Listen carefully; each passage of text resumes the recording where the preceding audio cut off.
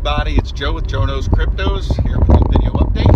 I'm not going to be able to look at the camera too much tonight because it's dark out, it's rainy, and I'm on unfamiliar roads that are very curvy and hilly, and just want to be safe. So, just going to be concentrating on the road, and wish me luck. Hope this isn't my last video ever. Guys, today I want to talk about something a little more serious. I want to talk about cryptos too, but I want to talk a little bit about why people shouldn't be investing in cryptos. And I'm sure that people in their 40s, 50s, 60s, even 70s are going to be able to relate to this. Maybe even people in their 30s. I don't know. Probably if they've been working for a while, that they'll be able to relate to this as well. And it's basically how the government does not want us to have any money. And I want to talk about fiat currency and how they take money from us. All right, finally got a light here. When you get paid, they take money out of your check, every single check, for taxes. All right, so just say, to keep things simple, you make $10 an hour and you work 40 hours a week, you get $400.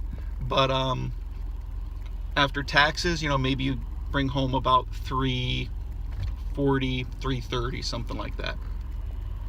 Then when you go to the store to buy anything, depending on what state you live in, you're going to have a sales tax, and the amount that you pay is going to depend on which state you live in. But you figure you're going to pay 7-8% right there. So out of every dollar that you make, that's another 8 cents taken out. So out of every $100 taken out, that's another $8. So on that $400 or that $340 that you made, that's another 24. Another let's call it $30 taken out. So out of that $400, that $10 an hour you made, you're really only getting about $300 of that. Then, on top of that, what they do is they devalue the dollar by printing more fiat currency. And this is why I was saying people that are in their 30s, 40s, 50s, 60s, 70s are going to really be able to relate to this because they've had time to experience this. When I was a kid, I can remember gas prices being, 65 cents. Just my parents bought their first house, a 3-bedroom, 2-bathroom house with a family room, a basement that they converted into a huge living area, a 2-car garage on an acre of land for $27,000 in Connecticut, which is not a cheap state. But the town we lived to, albeit it was a very small town, not very populated, so the prices were lower there. But even if you double that, $50,000 for a 2,000 square foot house on an acre of land, you can't find that hardly anywhere. And in a good area. I mean, it wasn't a bad area. It was just not heavily populated. But the schools were fine. I grew up in nature and stuff. Fishing and playing outside a lot. But just to put things in perspective, when they sold their house, they sold it for about $370,000, and that was about 30 years later.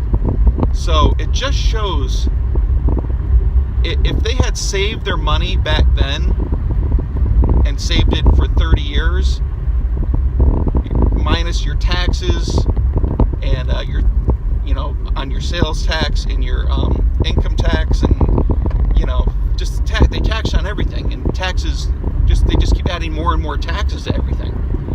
And the depreciation of the dollar, if they had saved $50,000 back then and said, yeah, I'll save this $50,000 so when my kid gets older, he can buy a house and it'll be paid off, I'd barely have enough for a down payment. Maybe I'd have enough for a down payment by the time they have closing fees and all that stuff, taken out. It's ridiculous. So they're really just robbing us blind. So this is why you have like gold bugs and silver bugs. These are people who like to buy gold and silver and collect it, and it's coins and bars and things like that, hoard it, whatever you want to call it, but and not in the stock market, but the actual physical coins, the gold and silver coins and gold bars and silver bars and things like that.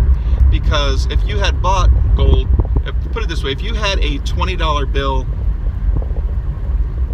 30, 40 years ago, it would buy you, I remember my parents shopping for a family of 4 for $60, and there would almost be 2 grocery carts full of food.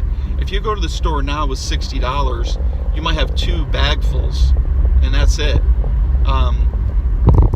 It's just, the government and the people in charge just they just kill us. There's no way. I don't know how people get ahead. But, geez, a roundabout? Holy crap, man. Alright, guys, sorry about that. There were 2 rotaries back to back within 50 yards of each other, and I got a little turned around there. I had to pull over and get myself back on the right track here. So, like I'm saying, it's just hard. It's hard to save money and actually make money. You put money in the stock market, it's a gamble. Stocks go up, stocks go down. There's bubbles. If you get in at the wrong time, the bubbles burst, they go down. Now things are up and things are great, but what happens if it bursts again? People are going to be crying, jumping out of windows. It's even real estate has bubbles and burst and go up. I mean, there's times when you got to watch interest rates. If interest rates go high, then the value of the homes go down. If something happens in your area, if jobs move out, the price of real estate goes down. So real estate's not guaranteed either, although I would say it's one of the safer investments that kind of hold with inflation. But then you never know what they're going to pull. They want to add death taxes to real estate. They want to add inheritance taxes to real estate. Trump kind of got away from all that, but that's what Obama was adding to real estate. So even if you had a nice house that you saved and virtually had paid off, you handed it down to your kids, they were going to have to pay a huge, I think it was like 20 or 25% tax on the house. A lot of kids can't afford that.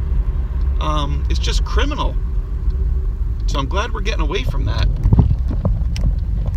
But anyway, things you can put your money into that will hold their value, besides gold and silver, and even gold and silver. What if they find a huge silver vein that's 100 miles long and a mile thick? I mean, silver will not be scarce anymore. Same thing with gold. I mean, even though these things haven't really happened, although some people say that there is a whole bunch of gold in the Grand Canyon. So what is the only thing that has a finite value right now that is considered valuable? It's cryptocurrencies. As they become more scarce, they will become more valuable. As people, especially ones that have to be mined, they're going to be the most valuable of all, simply because they have to be created. It takes energy. It costs money to create them. They're not just created out of thin air. That gives them extra value. So things like Bitcoin, Litecoin, I think Digibyte, anything that's mined is going to have extra value in cryptocurrencies, okay? All right, now let's get to some cryptocurrency news. Let's talk about, real quick here, about Twitter and Jack Dorsey. He's been really, I mean, I don't want to say pumping Bitcoin, but he's been out there pretty regularly talking about Bitcoin and Twitter using Bitcoin on their platform and it being the only cryptocurrency that they use. I'm surprised we're not seeing Bitcoin pump a little bit more in price. I think it will. I think the bear market's over. I said that a few videos ago. I think Litecoin is going to go up. I think Litecoin and Bitcoin are going to take turns taking jumps upward. Litecoin primarily because it does follow along with Bitcoin, but also because it's got its halving coming up before Bitcoin, which is going to make people, invest in there and put money in there. And then I think after about 5 to 6 months after the halving, it usually is the cap, the top price. I'm sure there will be sell-offs on the day of the halving, the week of the halving, whatever. People will take profits, but normally on these halvings, the cryptocurrencies continue to move up for another 5 or 6 months after their halvings. And that's the perfect time to take some of your Litecoin and put it into Bitcoin, because it'll be about 6 months after the 6-month period or 5-month period of Litecoin's halving, where it'll be 6 months away from Bitcoin's halving. Take half your Litecoin, throw it into some Bitcoin, and then watch that go up. Now, guys, if there is ever going to be a release of BACT or an ETF, people are going to be climbing over each other to get into Bitcoin and Litecoin. Simply because there is scarcity. I believe there's going to be panic buying like you can't believe. Especially when people find out how scarce Bitcoin is. 21 million, and that's it. And that doesn't count the ones that have been lost along the way. Guys, I'm telling you, people with money and people who are not used to being told no, when they're told no, you cannot buy a Bitcoin, they're going to want a Bitcoin extra bad. Or people that are used to getting their way, people that have money who they're going to look at Bitcoin and Litecoin, and they're going to be like, well, you know what, Bitcoin's kind of getting expensive. Let me keep an eye on Litecoin. It's at $500 today. I'm going to wait for it to pull back a little bit. Then they look at it the next day and it's at $600. They're like, well, that's a lot, but I've got plenty of money. I think it's going to pull back soon. Then the next day they'll look at it and it's at $800.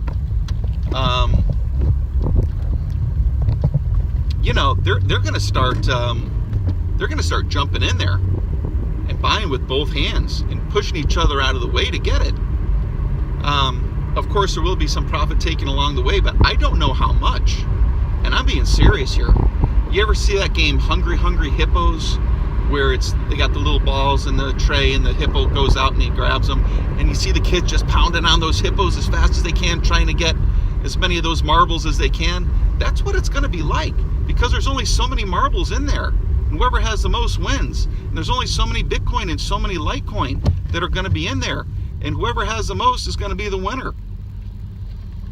So if you're buying your Bitcoin and your Litecoin now, thumbs up, guys, because in the future, these two, in my opinion, are going to be unaffordable for most people. So that's just my my video for the day.